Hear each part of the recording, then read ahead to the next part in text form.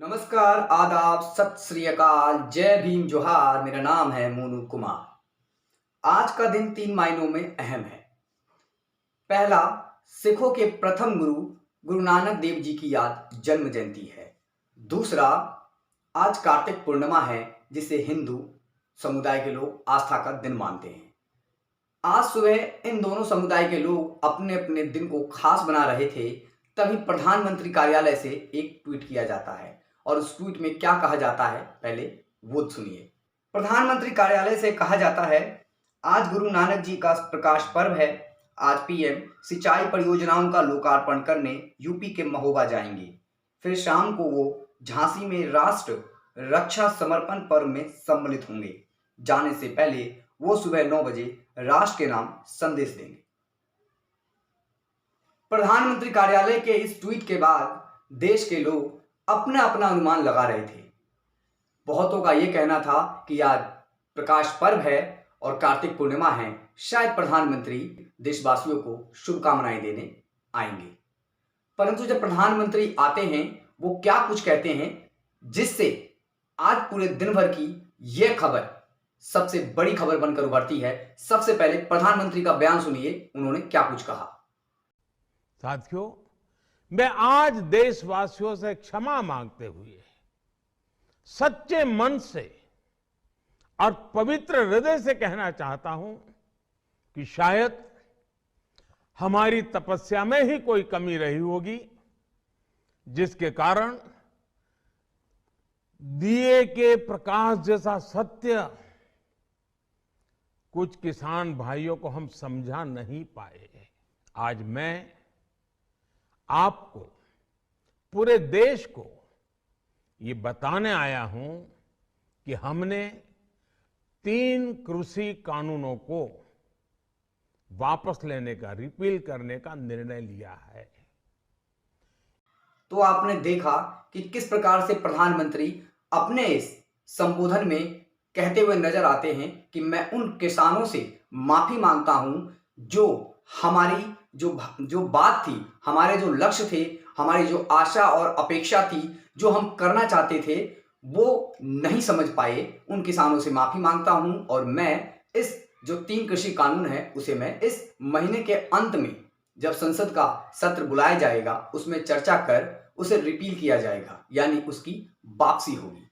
प्रधानमंत्री के इस संबोधन के बाद देश में राजनीतिक सरगर्मियां जोरों पर फैल गई।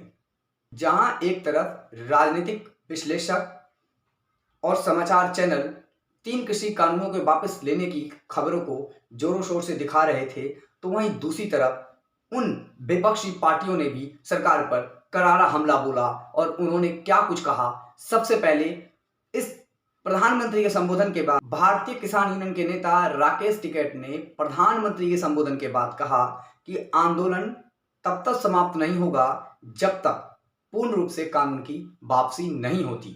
हम उस दिन का, उस समय का हम इंतजार करेंगे जब संसद का सत्र चलेगा और सरकार कानून की वापसी करेगी। ये संघर्ष और भी लंबा चलेगा, जारी रहेगा। और सरकार को हमने कहा है कि आप बातचीत का रास्ता खोल लो।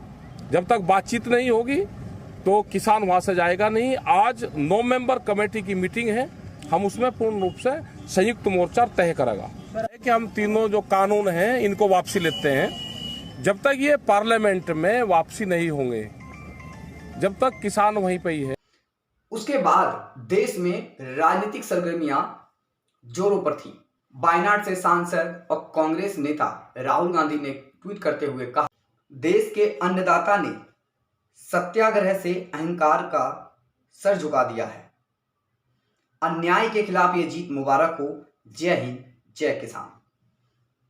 राहुल गांधी के ट्वीट के बाद समाजवादी पार्टी के अध्यक्ष और उत्तर प्रदेश के पूर्व मुख्यमंत्री अखिलेश यादव ने भी ट्वीट किया और उन्होंने सरकार पर करारा हमला बोला। अखिलेश यादव ने कहा, अमीरों की भाजपा ने भूमि अधिग्रहण व काले कानूनों से गरीबों किसानों को ठगना चाहा, कील लगाई, बाल खींचते कार्टून बनाए, जीप चढ़ाई, लेकिन सपा की पूर्वांचल की विजय यात्रा के जन समर्थन से डरकर काले कानून वापस ले ही लिए। भाजपा बताए सैकड़ों किसानों की मौत के दोषियों की सजा कब मिलेगी।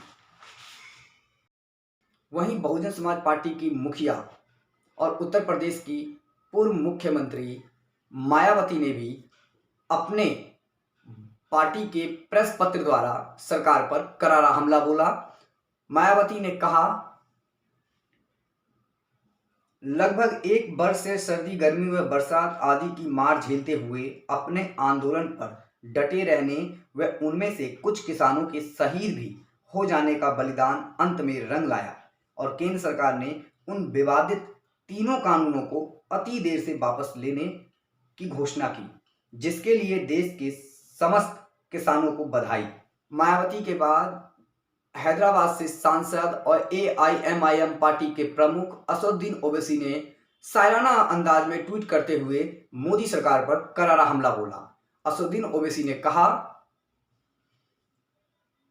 दहन पर है उनके गुमान, कैसे कैसे कलाम आते हैं दरमियान, कैसे कैसे जमीन चमन गुल खिलाती है क्या क्या, बदलता है रंग आसमान कैसे कैसे। तो कहीं ना कहीं इन्होंने अपने शायराना अंदाज में सरकार की नीतियों पर और सरकार के इन 3 कृषि कानूनों के वापसी लेने पर, जहां एक तरफ किसानों को उन्होंने बधाई दिया तो वहीं दूसरी तरफ सरकार की खिंचाई की। असदुद्दीन ओवैसी के बाद तृणमूल कांग्रेस की नेता और पश्चिम बंगाल की मुख्यमंत्री ममता बनर्जी ने भी सरकार पर करारा हमला किया। ममता बनर्जी ने ट्वीट करते हुए लिखा, देश के हर एक किसान को दिल से बधाई, ये जीत आपकी है। उन सभी के प्रति संवेदना जिन्होंने इस लड़ाई में अपनी जान गंवाई।